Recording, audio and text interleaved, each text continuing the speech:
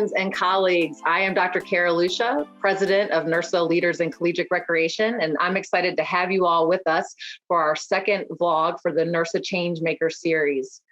Over this year, we all continue to navigate social changes while working in environments made up of 4 to 5 generations, sharing information through various modes of communication, competing for environmental resources, addressing systemic structures that perpetuate injustice, and constantly reimagining how we do what we do, all while trying to give attention to the importance of our personal well-being and the well-being of those we serve. This work is complex and continuous. I'm excited to share this series with you, and I look forward to sharing the stories, insights, and resources from colleagues and peers throughout this year.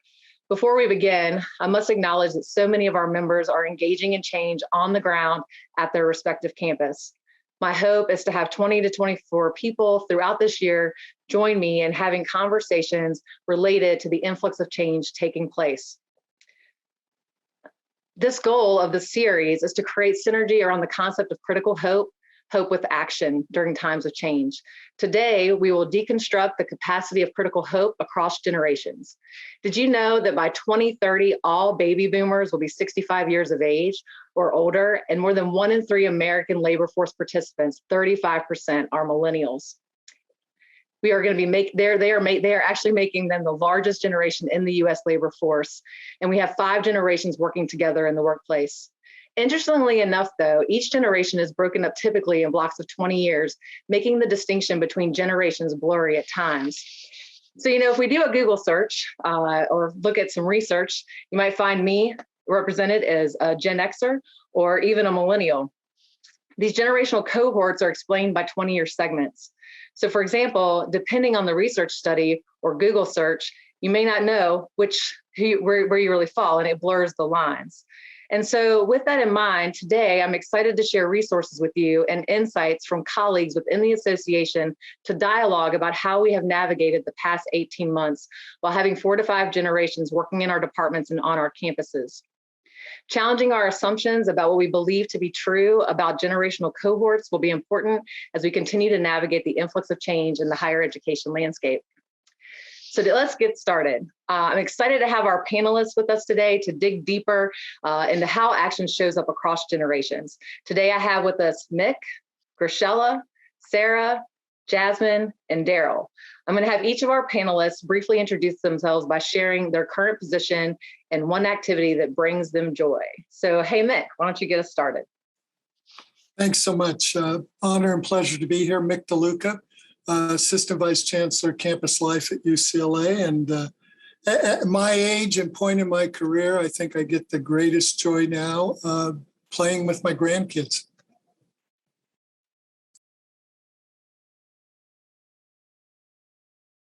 Grachella? Hello, everyone. I'm Grachella Garcia. I'm Associate Director at Campus and Community Recreation at University of Alberta. One of the things that bring me joy, especially this past couple of years since we haven't been able to do it, is getting back to coaching. And the sport of choice is volleyball. Sarah? Hi, everyone. I'm Sarah Heemstra, and I am a second-year master's student studying higher education and student affairs at Ohio State University, where I am the RPAC Facility Operations Graduate Assistant. And something that brings me joy is this past weekend when we celebrated Halloween, I got to see pictures of my nieces dressed up as Elsa and a strawberry. Thanks, Sarah. How about Jasmine? Hello. Jasmine Holmes, Associate Director of Sport Programs at Syracuse University. Something that brings me joy is being able to exist freely in the world and take up space as appropriate. Thank you, Jasmine. All right, Darryl, wrap us up. Greetings, everyone. Darryl Lovett from Florida State University, where I serve as the Associate Director for Campus Recreation. Something that brings me joy, it seems like it was a common theme here, was kids. I have 2 little ones, a 6-year-old and a 3-year-old, and being able to watch them grow and to be involved in their life is what currently brings me joy. Thank you all so much. We're so excited to have all of you with us today. And, as we begin the second vlog series of questions regarding critical hope and action, today we're going to delve into our time together to focus on generations working alongside one another. And I just want to remind everybody that the definition for critical hope demands that leaders take up the most difficult challenges, explore the most sensitive subjects, and raise the most daring questions. So let's get started with our first question. When we exhibit critical hope, we're more willing to explore these sensitive subjects. So for today, how have you explored sensitive subjects or raised daring questions over the past year during the impact COVID had on your campus and the exposure to racial injustice with those born during a different time in history than you? Mick, you want to get us started with that one? Sure, let me jump in and do this. If I think about the 18 months, when in our life have we had more time to reflect in ourselves? And I think that experience in and of itself, I know for me personally, I kind of looked in three buckets. So first was the amazing network of colleagues on campus, and had access to some of the best minds in the country on the range of topics. If we think about the combination of racial injustice and in the pandemic, it not only exposed, it exasperated numerous inequities. And so how do we reflect on the space we're in ourselves, how that plays out on our own campus? So I leaned on a variety of colleagues on campus. Using our beautiful NIRSA family, I got a lot of great insights and felt comfortable asking the hard questions to long-term colleagues around the country. And if nothing else, in many ways, Zoom brought us a little bit closer, or the ability to be able to log on at different hours of the day and be able to make that connection. I reflect back, when have we ever had access to more content? And two areas that really were meaningful for me is got to participate in a racial injustice sports panel that featured John Carlos and what he was thinking about in the 1968 Olympics, and thinking about that generationally and what that meant stepping up at that time in 1968. And got to be part of an educational thing here with Angela Davis. And Angela Davis had been a professor at UCLA in those early years of the rise of a lot of both the Black Panther movement and a lot of the actions of the 60s. So that was very educational. The third bucket was our students ourselves, and had to live through 4 protests on campus through the lens of students and interact with them, organizing on Zoom and then creating the physical space for them to react, not only post George Floyd, but to anti-policing protests, and understanding in the current generation, and particularly in the college environment, and how they were digesting and trying to gain space and have their own voice come out. So I think this conversation, like I said, reflecting in these kind of 3 buckets or lanes, is still carrying forward with me today. Mick, thanks for sharing the idea of the self-reflection piece and then the actual work that you're engaging with on campus.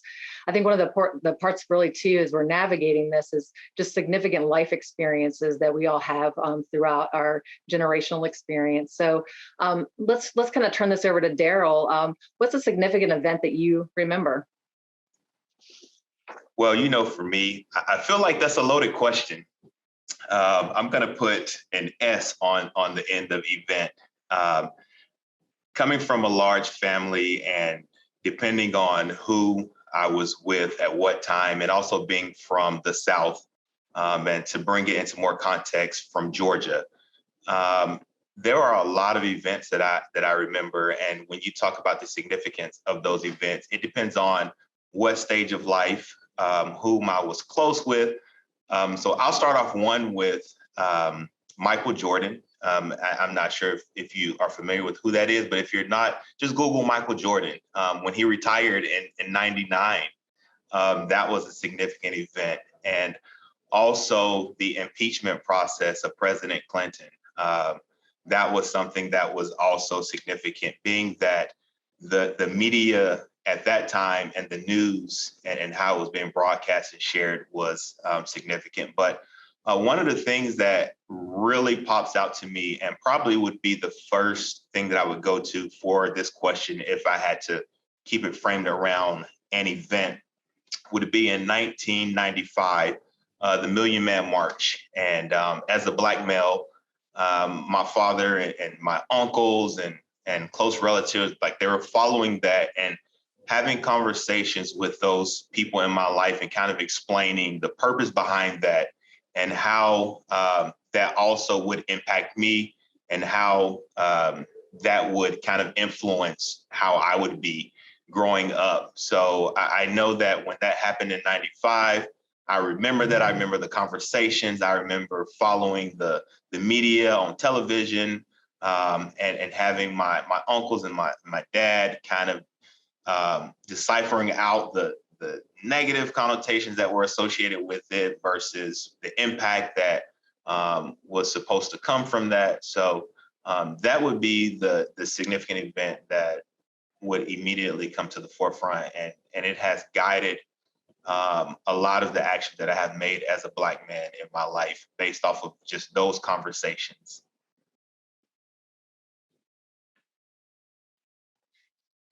Thank you, Darryl. It really kind of talks, really interesting to perspective around these 20-year segments of our generations and how we're divided and how these really strong events kind of impact the next question that we have around potential stereotypes or biases we might have around generations. And so we see that across various identities that we all hold. And then we can also look at this from stereotyping and biases around generations. So I'm going to turn this question over to Jasmine. So as stereotypes of generations are misguided, what are some of the stereotypes you've heard about generations? And have you ever felt as though your perceptions of someone based on their generation influence what you believe about their efforts toward action around racial injustice, responding to the pandemic, or their ability to lead? Can you explain that a little bit? I'd love to jump in on this question.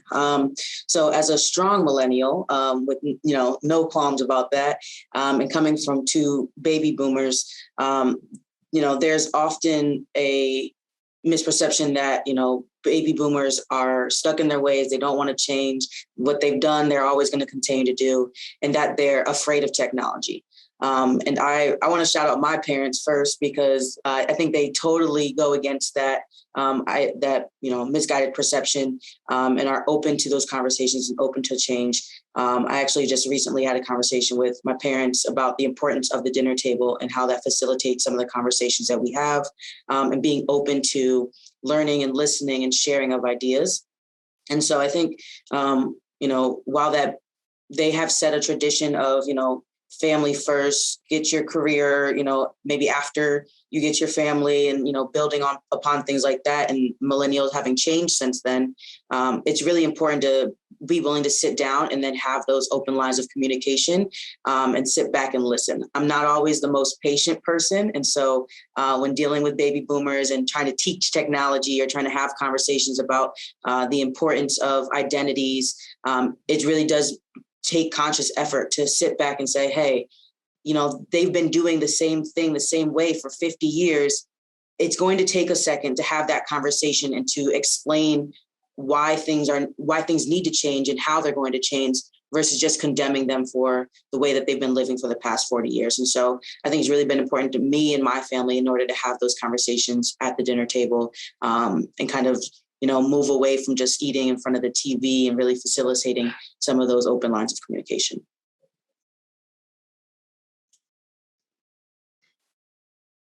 I'm going to jump in, and I got a laugh out of Jasmine about the shout out to your parents. My parents think that they are tech savvy, and I spend more time trying to figure out what their text messages actually mean, and my dad's inappropriate usage of emojis.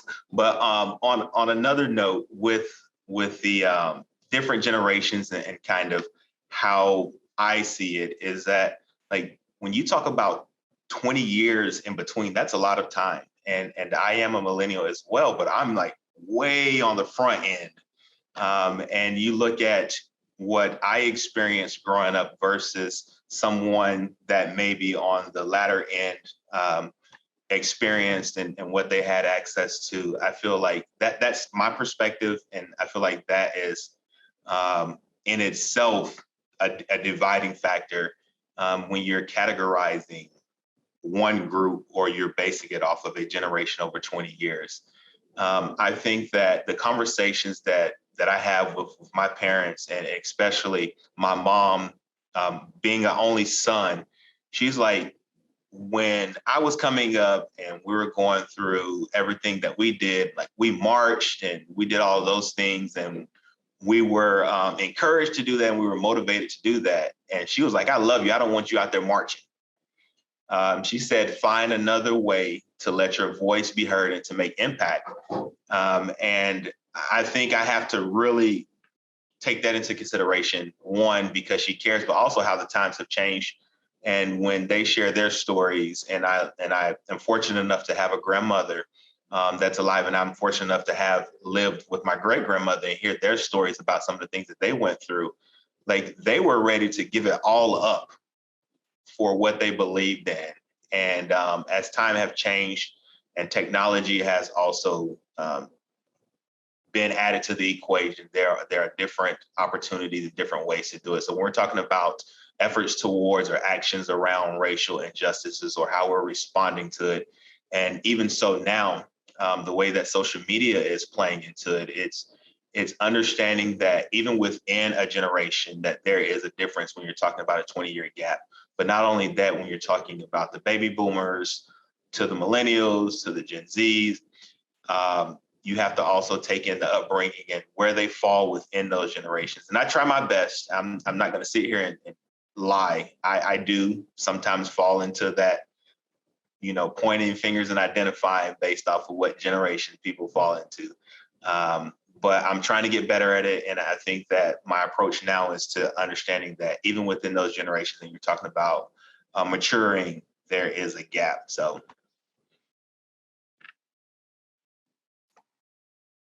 Thank you for that, Darryl. That's actually a really good tie-in. I appreciate you and Jasmine sharing personal experience too, and bringing in talking about family and then that cross-generational piece.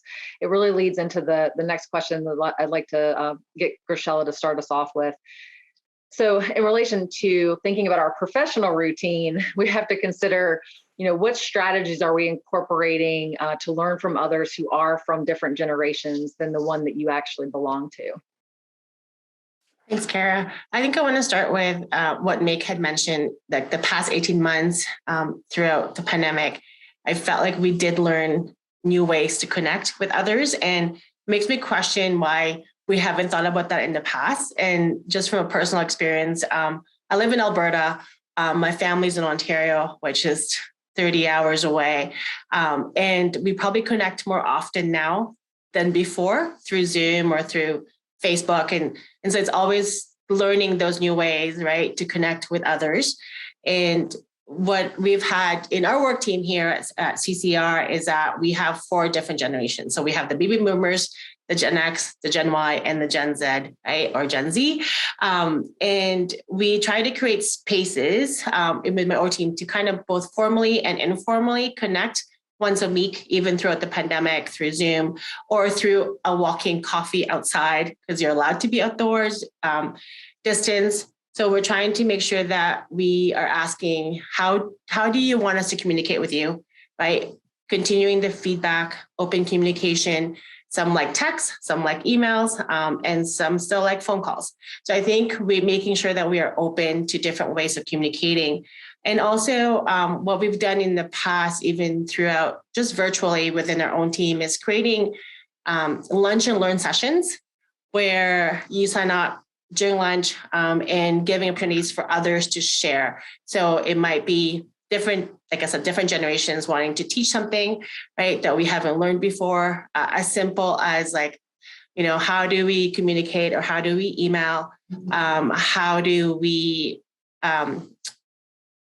how do we provide feedback to others, right? So continuing those open lunch and learn sessions and it is not always the same people that are trying to lead those and give opportunities for others to lead, whether it be our student staff, right, or our full-time staff as well. And then the other ones that we really are very, things that we try a lot is to make sure that when we have committees is that we have representation from across the board in our committees, having student focus groups, or we created a common casual staff committee where a lot of our staff here at the university in campus recreation are probably mostly students, right?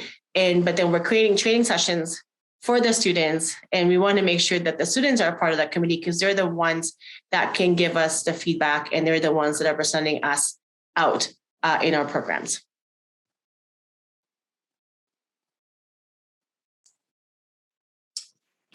Let me add on to this if it's okay. Being a place by UCLA, there's the famous coach John Wooden, and one of my favorite quotes, it's what you learn after you know it all that counts. And I think, if you think of our work is people, and our success is based on the relationships and getting to know people. And I think about the, impact of the pandemic. It became a little transactional, even though we were all on Zoomed out and we can all look at our Hollywood square boxes on a screen. It kind of was like 30, 45 minute, 60 minute, and you're out. Did we really get to know people? And I know, for myself, professionally, it's like trying to learn the story of someone else and being able to share my own story, and then creating some side of commonality so we can then jump into whatever it's at. And, I like that line. We're always good at trying to figure out the what. Many times we lose sight of the why, and kind of trying to rebuild. I mean, I did it with a kid at a coffee shop this morning. Is tell me your story. I mean, I never met you before. You're a third year student. You were only at UCLA 2 quarters and then you were gone. So how's life today? How was midterms, et cetera, et cetera. So I think that professional piece of our work of really understanding who we're dealing with and being able to equally share a little bit about ourselves, I think is so critical.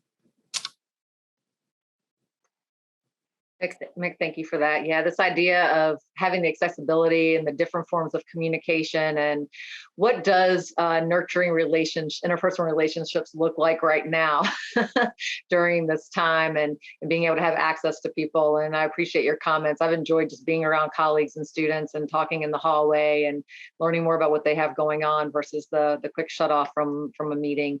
And so in that vein, I'm going to turn it over to Sarah for this next question. Nurturing interpersonal relationships during the pandemic has been harder to manage. Can you share with us forms of action you have engaged in during the past year to build relationships with mentors, mentees, and colleagues? Yeah, absolutely. I think especially in my first year of my master's program, it was really difficult to make those connections across even the cohort of people that I was studying with. And that was something that one of my professors realized pretty early on in the fall semester, was that we just didn't know each other. And so we had to kind of pivot from what she had planned and projected for this semester of being completely virtual to actually make the risk of being in person masked and distance so that we could build that connection. And so that was one way within my education that it was really interesting to think about how we had to pivot to really foster those connections that couldn't happen before Zoom class, because you don't have that small talk conversation in the little pockets of the room. You're all just in one big black square on the screen. And so that was really interesting, but then also thinking about my professional development and thinking of building connections throughout NIRSA and throughout campus recreation as a whole. I like the idea that I got creative with connection, and specifically building a lot of connection through Twitter.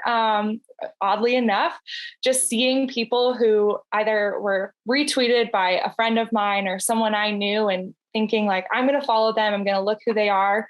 And at the start of the pandemic, actually reaching out to some people I had never met in person and just saying, hey, I know that we see each other's content. I would love to just hop on a call and see how you're doing. Like, what's life like? Who are you? Kind of going along what Mick said about sharing your story. Like, I just want to hear about how you got to where you're at, and how you have the passion and the just the joy in your heart that you have. And that was something that really helped sustain me, especially at the beginning when we were really isolated, of just hearing who people were. And what brought us together was just a simple tweet on Twitter, which I will always be grateful for. Yeah, I'd love to add to that. And getting creative with connections, I think that's, a great way to phrase, what we've had to do for the past few months, and now understanding that that's what we're going to have to continue to do going forward. And so I think, Grachella also made a good point of getting outside, because that's where we've been able to have the most freedom. I think I've gone to more walking meetings in upstate New York than I would plan to be outside than usual. And so that's been nice to be able to get to know people, to, add a little bit of extra steps on my Fitbit for the day. And then I think I've drank more coffee and more wine than I've ever in my life before. I'm not a coffee person, but I've been having coffee meetings all the time. And I'm like, oh man, I really got to find something else to drink. And then hosting virtual wine nights has been really awesome, especially with some of my colleagues and peers within, not only campus recreation, but some of those campus partners, just at Syracuse, and being able to say, all right, I know we can't necessarily get together, but if everybody, comes with something, then we can share and have a little bit more social interaction, get to know each other a little bit better, and do something that's not always so employment focused, but really just getting to know the person for who they are, rather than, who they are in their position at work. And so those things have been really nice. And then, one of the additives of being on Zoom is, I think we've done more icebreakers than usual too. I've been not hide and seek? What is it? Like, I don't know. You run and go find something and then bring it back and share whatever that item is. So really getting to know what people value and what people, find important in their lives and in their homes where they spend most of their time. So it's been a really great multifaceted opportunity to get creative with connections and to find ways to really enjoy the people around you and make additional and new relationships. Well, one last thing I want to add, when I think about the layers of staff, particularly at big universities, there's large org charts. In my areas and the units I oversee, about 350 full-time staff.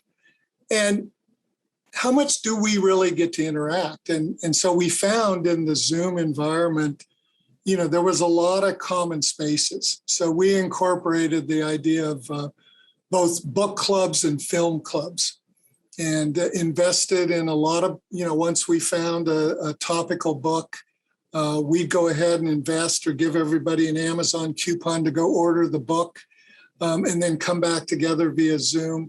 A lot of shared TED Talks where we view them and then come back together and be able to discuss them.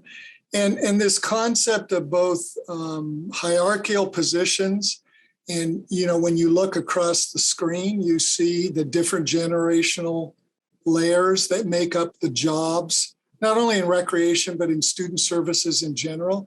And like I said, in a weird way, it was a different opportunity that I don't know if we would have taken advantage of as much, in the fast pace of just a fully in-person world.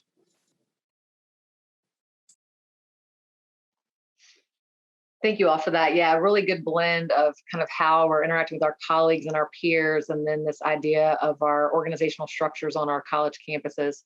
So we know with nurturing interpersonal relationships, we also find conflict. And so I'd like to kind of turn this over to Darryl.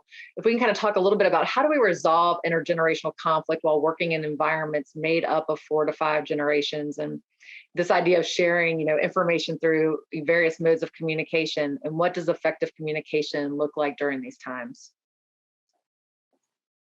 Yeah, that was loaded. I'll kind of start with with what's coming to mind. And the first thing I think is one, reflecting and kind of thinking about what's going on and what's leading to conflicts or the challenging times. And one of the first things that I personally do is I try to make myself aware, but also remain sensitive to the various needs. When you're talking about intergenerational conflicts or challenges, that encompasses multiple people from various backgrounds, various generations who need different things. So spending time and identifying with those individuals what their various needs are, and using that as a starting point. I like to say over communicate. I don't know if that's a real thing or not, but over communicate and finding out what means of communication works best for those different people. I know for me, I really appreciate more of the one-on-one dialogue as opposed to the large group. When you're talking about addressing a challenge or talking about a challenging situation or a conflict, and then practicing the active listening and listening to learn. And I really like what Mick mentioned earlier about learning people through their stories, or learning about people through their stories. That's something that I really like to do as well. And the more that you learn about someone and their story, and you learn what those motivating factors are, you learn what those things that push them or how they like to be challenged, where they came from. And I think once you know that, that'll give you a little bit more leverage in the communication. And I think that'll take down the barriers of you engaging with them. And then also, one of the things that I really believe in is not forcing the issue or the situation. I think if you're actively listening, if you have a better understanding of the person and you're attending to their needs individually while also making sure that it does fit within the larger scope, I feel like that's the way, or that's an approach to take when you're talking about across different backgrounds or generations. And when you're talking about communicating, I really believe in over communicating, making sure that you're giving information from your side as well as soliciting information from the other side. So I hope I kind of picked apart that question and touched and answered a little bit of all the pieces.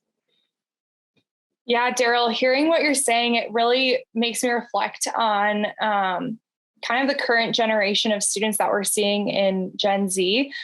So I, like you, am a little bit of both. I was raised with millennial siblings, but I'm technically a Gen Z. I'm right at that cusp. So I am able to see things kind of from both perspectives. But lately, as I've been surrounded by Gen Z, I recognize a lot of myself in the similar structures. But you mentioned a couple of things that just really make me think about some ways that this generation has maybe struggled or had that conflict show up in their lives and in the work that they're trying to have done. Specifically thinking about how this generation, like my generation, all we've grown up with is technology. We've not really known a time without it. And so with that comes instant gratification. You're instantly able to see if people like your picture or not. You're instantly able to know if you're heard or not. And so just thinking about how that instant gratification has come in now with this past year and a half of people want to see action and they want to see just things be done, especially after a year that was kind of put on pause because of COVID and safety and just wanting to make sure that we're taking care of ourselves and our campuses. It's been really interesting to see now this year how students are pushing back and really wanting that action to take place. And kind of with that, you also mentioned, they love the one-to-one connection. There's so much growth that can happen. I've seen that so many times in my conversations with the current students that I help supervise is they just want to be able to have their voice be heard. They want a seat at the table. And so continuing to give those opportunities so there are these intergenerational conversations, I think that's where growth is going to happen. And giving that background or that history that they maybe don't know is just going to continue to foster growth and foster connection. And so I think that just, yeah, continuing to open those doors for all students, especially the people who have a voice and those who maybe are not using their voice as loudly, especially them, giving them the opportunity to sit down, share their story, share their passion, and hopefully help together build some change.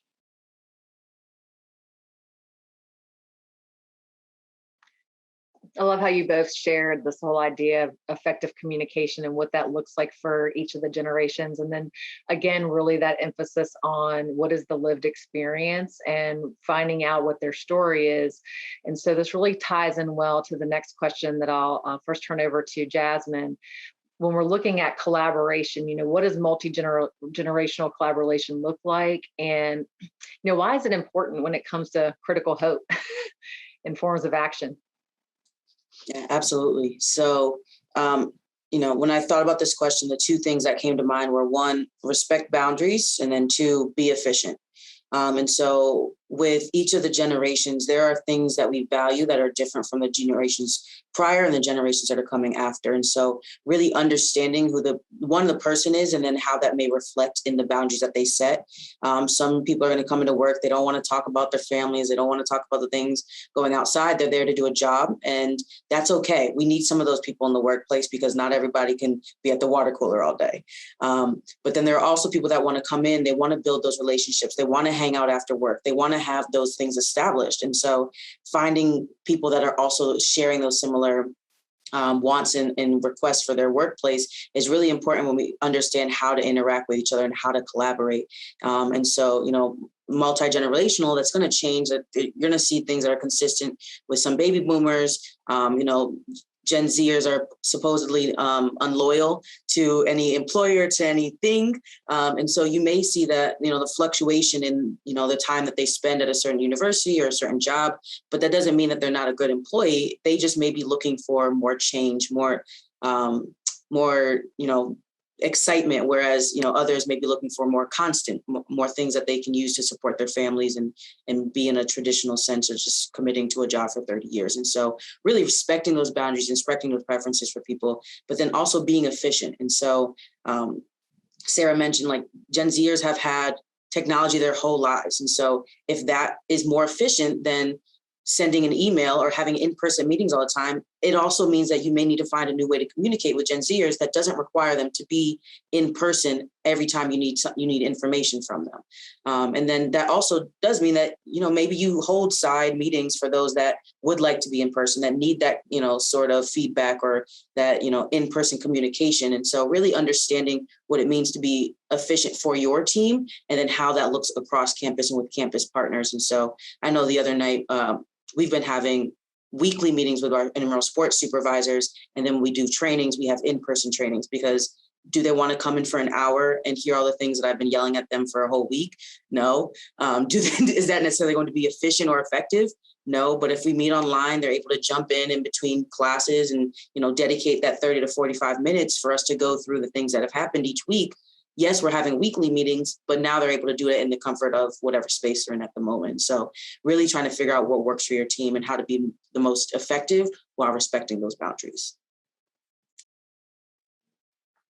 I want to add to that, Jasmine. Thank you for sharing that, because what I didn't realize is, like, I have a new staff, a Gen Z, I guess, and we have one-on-one meetings. And at one point she asked me, she's like, am I doing a good job? Right. And then so I felt a little bit taken aback and a little bit like, oh my God, have I forgotten to tell you that you've been doing a great job? And it's one of those that I need to remember, that it's not enough just to have that one-on-one meeting, just do a check-in, but really being specific and providing that feedback to that person to say, yeah, these are the great things that you've done so far.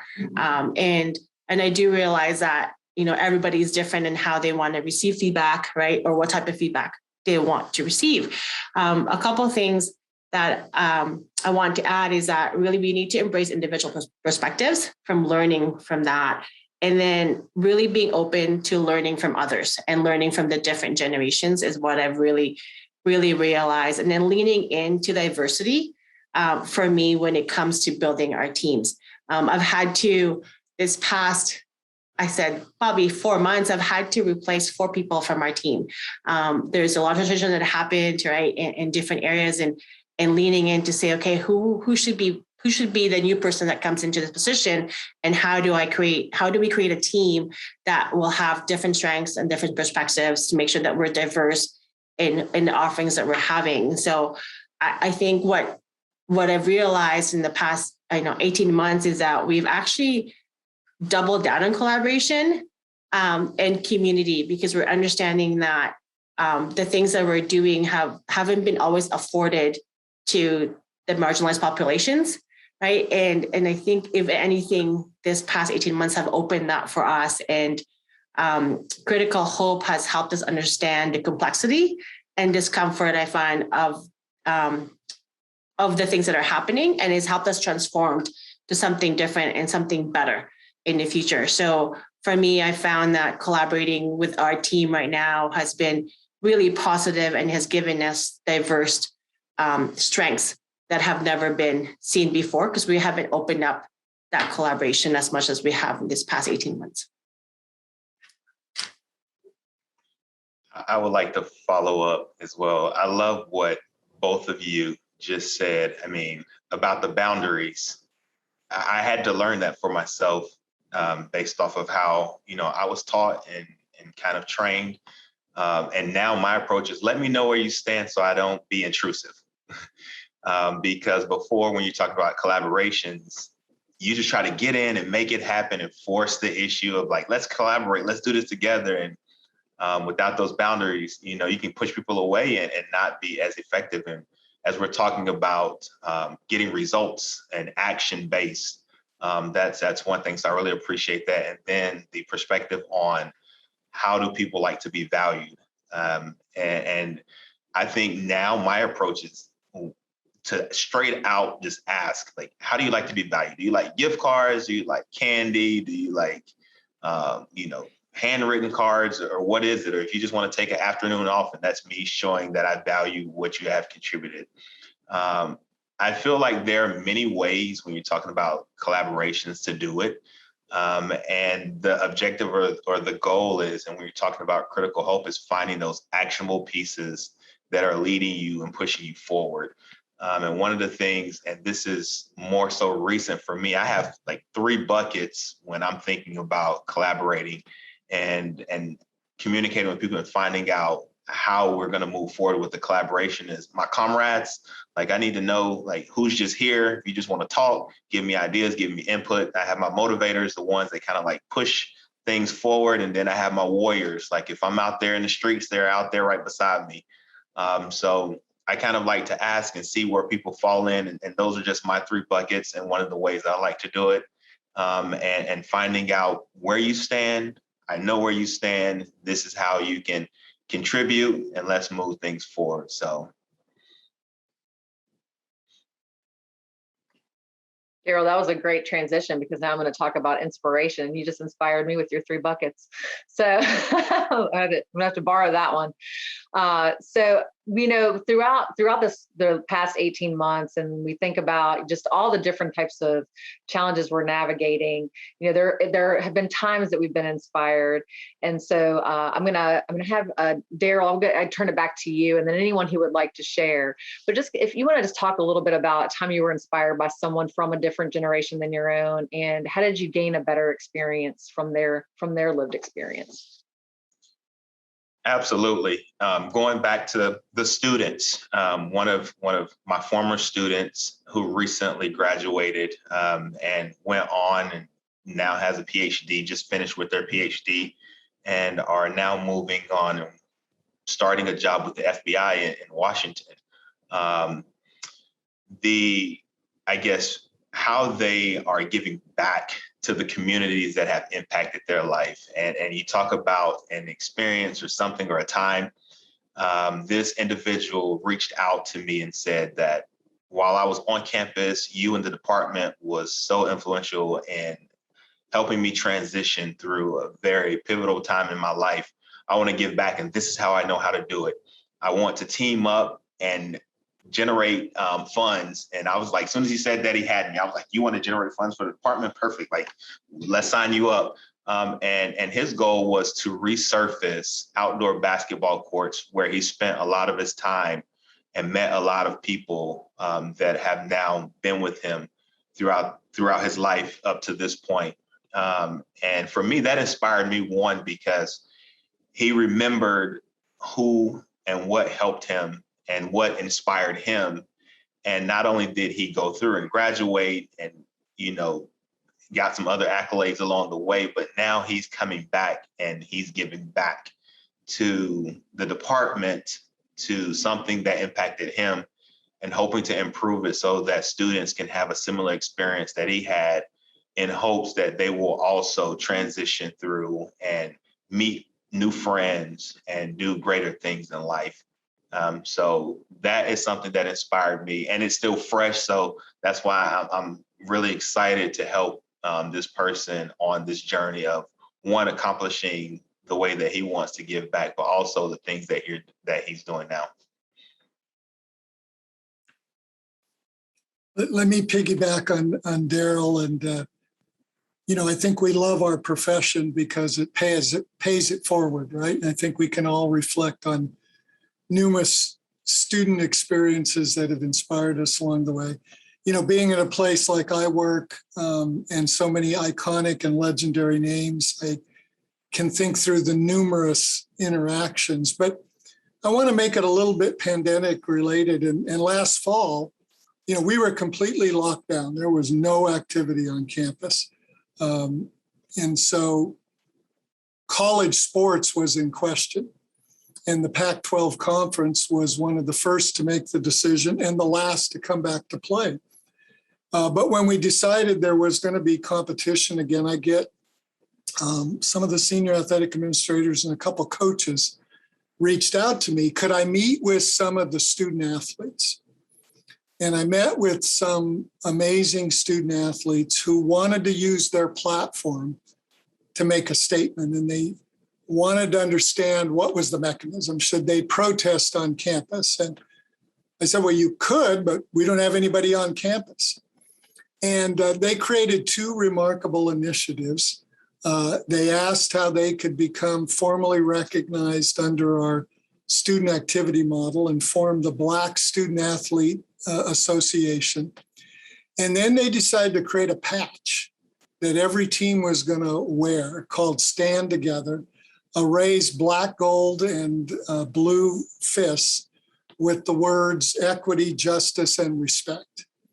And every coach bought off on it, and every team wore it on their uniform. And two of those individuals, Michaela Onyenwere, just named Rookie of the Year in the WNBA, and Chase Griffin, one of our quarterbacks, when I look at his name, image, and likeness agreements and the values he states, pretty dang inspiring to think who they are as human beings and what they're going to represent and how they're going to use their space to continue to educate others.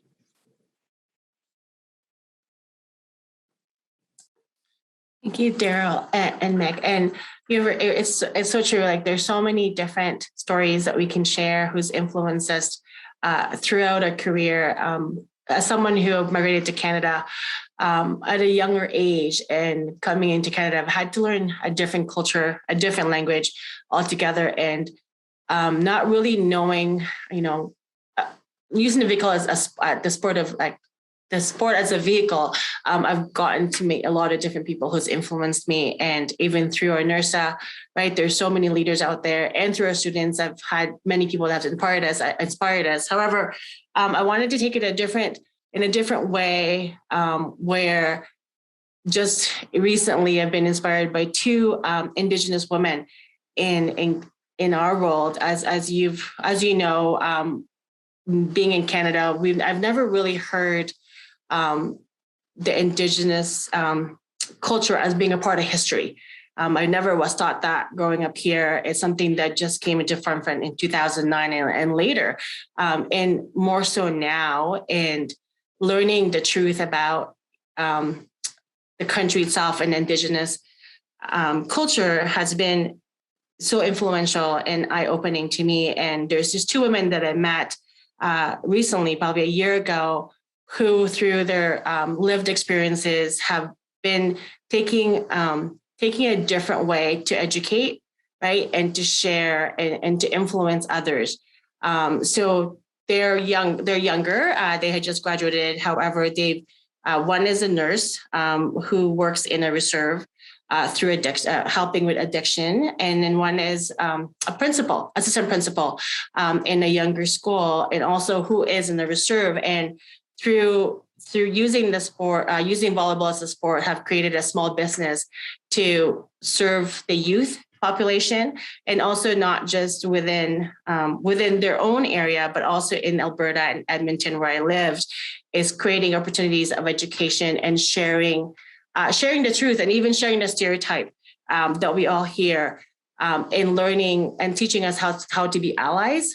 So those two women have inspired me to see how we can help, right, or how we can help educate our campus, because it's something that we want to try to create programming, right, for the different populations in our world, but we don't know how, right? And how do we learn it is by really creating partnerships and, like you said, collaborating with others who know and have lived those experiences and can teach us how we can better serve the population.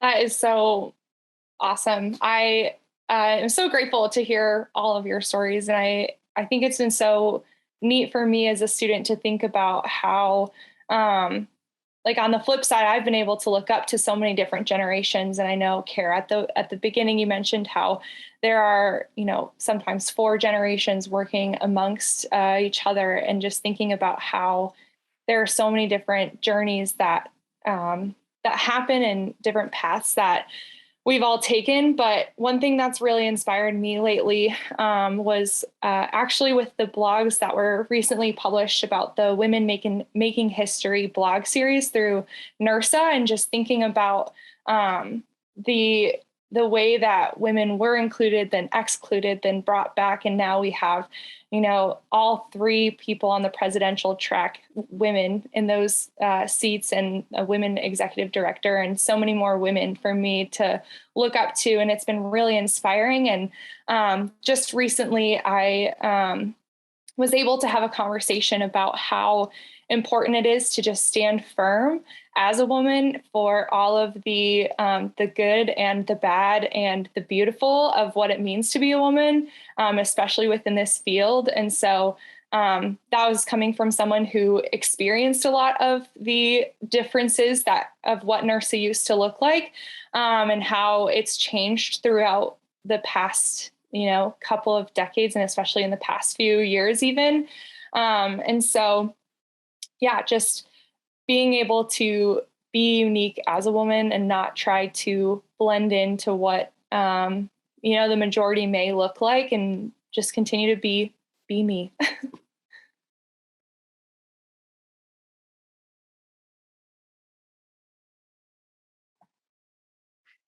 Thank you all so much for that. I think, I feel like the theme for us really here, and typically how I close this out, is talking about listening to various stories. And so one of the things first is I really want to thank Darryl and Jasmine and Grachella and Sarah and Mick for being with us today as we work on the second vlog series and diving into this idea of generations. And so when the video comes out, there will also be a write-up. And so I really challenge you all to check out some of the resources that will be shared in the write-up that will be along with the vlog.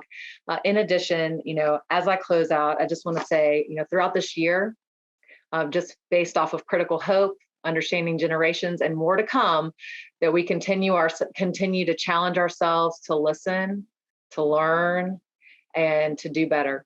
And may we inspire each other as we move forward as change makers, engaging in critical hope.